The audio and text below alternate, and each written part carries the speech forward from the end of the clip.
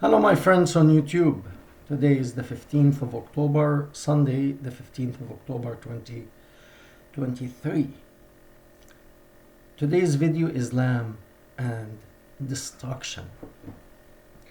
I'm very sorry about what's going in Gaza, a small piece of land that it is the people there are experiencing hell thanks to Islam.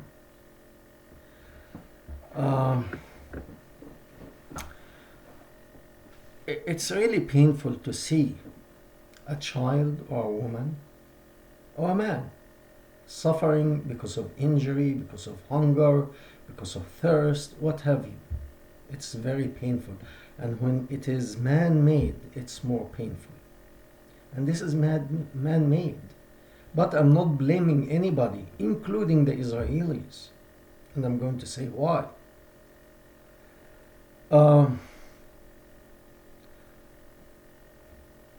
In the Islamic countries, the education is kind of brainwashing young people. Hate is given to them in their mother's milk.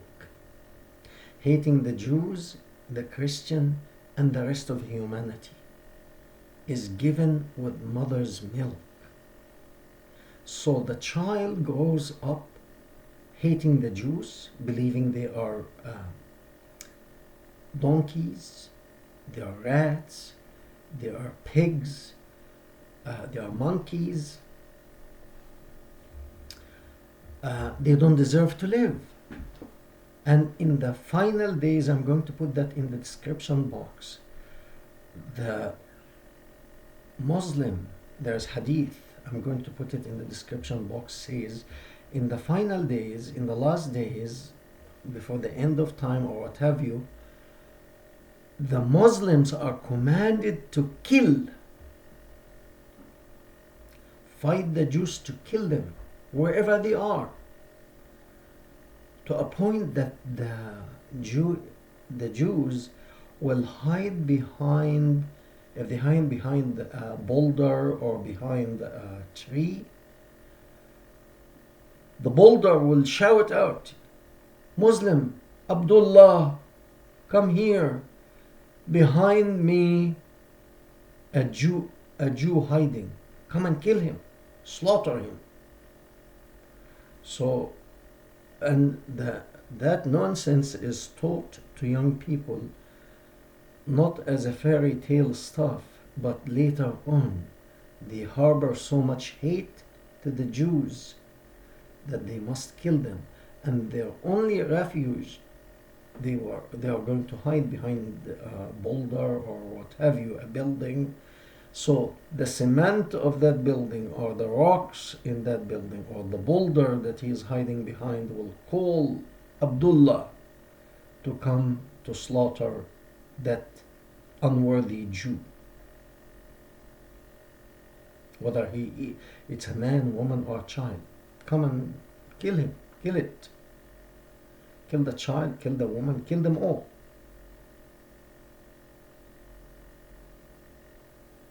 And if they hide behind the trees, the same thing, except there is one tree belongs to the Jews.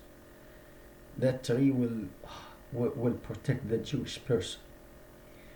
Such nonsense. But I mean, if really the I'm sorry, it's not a laughing matter, but it's a joke. If I am let's say I'm a Jewish man, a Jewish person, man or woman, and I know that one tree will save my life, I'm going to plant around all my house few rows of this tree so that myself and my family will be protected. Each Jewish man will do that to him, to his family, to protect his family. But anyway, never mind this nonsense. The Quran, if you read chapter 9, I'm going to put I don't want to mention everything. I suggest read the whole chapter 9 in Quran. It's called Al-Tawbah. And the it is loaded with anger towards the Jews, the Christian, and everybody else. And God is commanding the holy Muslims to go and slaughter Jews, especially the Jews. So there's tremendous hate learned, okay, by Muslim families. They teach that to children as they are little. They go up drinking that poison, making it part of them.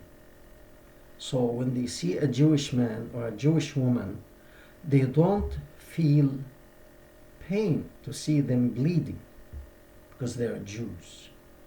And the same thing towards Christian. But the Jews are number one enemy. And then the Christian, and then the rest of other religions, Buddhist, Hindus, atheist, non-religious, what have you. But the Jews and the Christian must be, especially the Jews, must be destroyed. And that's recorded in Hadith and in the Quran.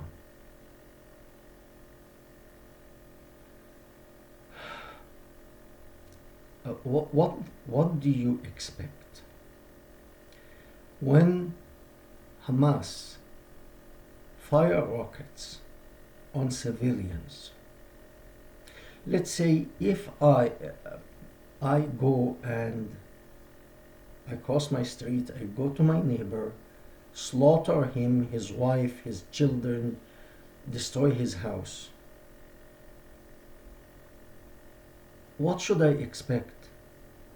The rest of his family will come with some chocolate, a box of chocolate, and some flowers to thank me for doing such thing? Or should I expect hell from them? They don't calculate. They didn't think. I don't think they did. One thing I would like to bring to the attention here in the you see, because I feel this could lead to World War III. It really it could, which will make World War II a joke. World War II will be a joke in comparison. One thing I would like to mention here, in World War II, the Americans knew that the Japanese, that's no longer a secret, by the way, the Japanese planes are coming to bomb Pearl Harbor, and they didn't do anything. And the reason is America wanted the support of the American people to enter into the war. They wanted unified front. They didn't want one party against the other, so that when they go in, they wanted total support. So to show the Americans that the Japanese and Hitler are so evil, they let the Japanese bomb the American Navy in Pearl Harbor in Hawaii. That galvanized the mind of the Americans against the Japanese army, and they gave total support to the American soldiers to go and fight. So it was a bait that the Japanese took. And yes, I know that there was the Tomcat situation. The American fighters, they used to go and do something called blitz. They will hit a Japanese target and return quickly, and they say, we don't know who did it. Yes, that is also documented now, that the Americans were kind of like hitting Japanese target, and the Japanese wanted to retaliate. It was like mouse and cat thing. The Americans wanted to draw the Japanese to do something big, so they were shooting targets here and there, And then the Japanese took that bait and they said, okay, let's go and destroy the American fleet, the American Navy. They made that mistake, they took the bait, it's a war. So you could deceive your opponent or your enemy. So they took the bait, they came, they destroyed the American Navy in Pearl Harbor. America entered the war. My question here, I find it very difficult that the Israeli had no knowledge of that operation. No knowledge, zero knowledge. I really find it hard to believe. Was that a bait from the Israelis to these idiots so that they let them do something heinous like this so that they can go full force against Hamas, against Hezbollah, against Iran? Because they are now justified. If they really go to destroy Iran completely, their nuclear capability, everybody will say, hey, it's for your safety. We see what they are doing. But such idiots did that because they are programmed, just hate the Jews. They don't calculate. They didn't calculate anything. Okay? You hated the Jews. Congratulations. Now, why I'm saying that? Why am I ranting? I requested that last video, but honestly, I feel the leaders of Islamic countries forget about this nonsense and the message of Allah and all that stuff. Forget that, please. Okay? United Arab Emirates, they understood that this nonsense will not take them anywhere. So they changed the system. Okay, well, they gave freedom. Practically, it's not 100% freedom, but it's better than what it was before, and it's improving. Okay, they say there's separation between religion and state. You want to be Muslim, you want to be Christian, you don't want to believe in anything, that's your business. And they allowed, if you want to be Christian, they allowed to build churches, Hindu temples, and so on and so forth. You can practice whatever you want. That's between you and your own mind, your belief. That's your business. We are no longer, as a Muslim institute, we are not going to interfere in your belief, which was good. Now, the thing is, Saudi Arabia saw the positive step that the United Arab Emirates had done, and they are, in my opinion, they are following in the same footsteps, which is good. Now, to really take a good leap, I really suggest to the leaders in these countries that they believe in that stuff. Enough sitting, waiting, doing nothing. Okay, I know the current prince of Saudi Arabia, he kind of like put the lid on the religious authority that they don't speak nonsense anymore. That's a good step, no doubt about it. But really, the good, if you want to prevent more destruction, I cannot tell you to take all Islam out and throw it to the garbage, although that should be the end. That should be the goal, to get rid of all of that nonsense and dump it in the memory of history. Now, dustbin of history, whatever you want to call it. Anyway,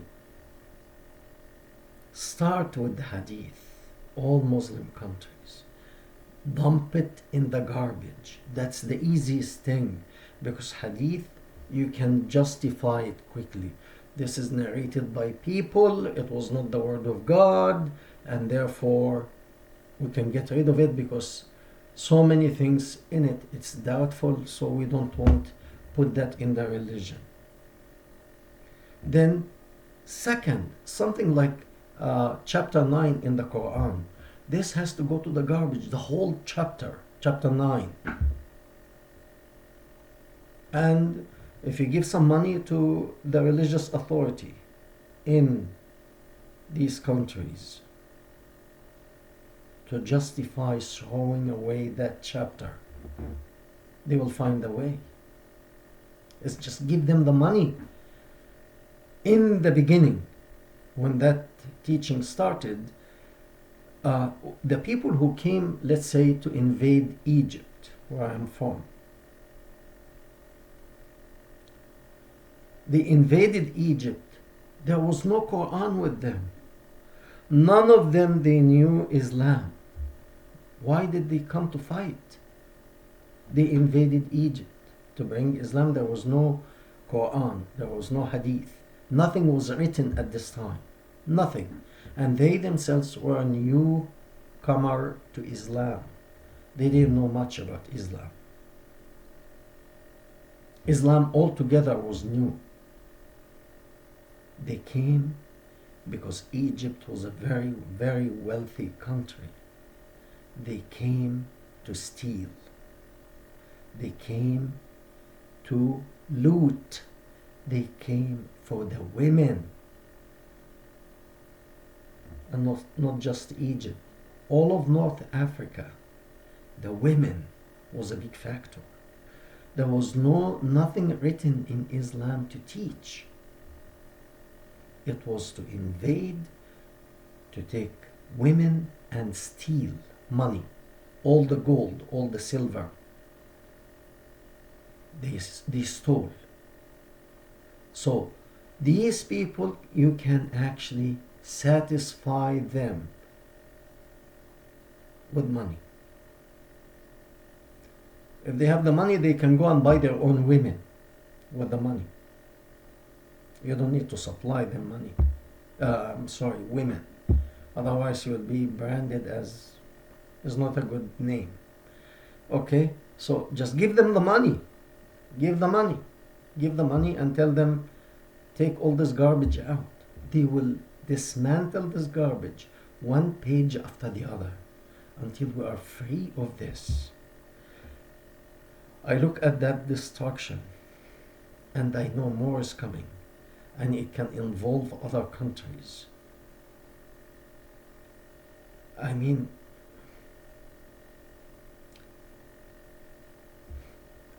America has sent the largest air carrier to the coast of Israel in case Iran does something stupid. So the whole thing, it could have been planned by Israel to wait to see the damage that Hamas will do and use that as an excuse. They gave them a bait, they took it, now is the time to pay back. And the people of Gaza and West Bank and southern Lebanon will pay the price. The civilians will be the most suffering people. But you have a responsibility. The women, the mothers, you should not have taught your children to hate people or hate the Jews. You had a choice. You could have thought about it and said, I don't want to hate anybody. I don't want my son to hate anybody. I want my son to be successful. I want him to study and become successful in life and establish a family. But you chose to teach him that poison. I'm sorry. There's a price for what we do. And you chose this path for your children.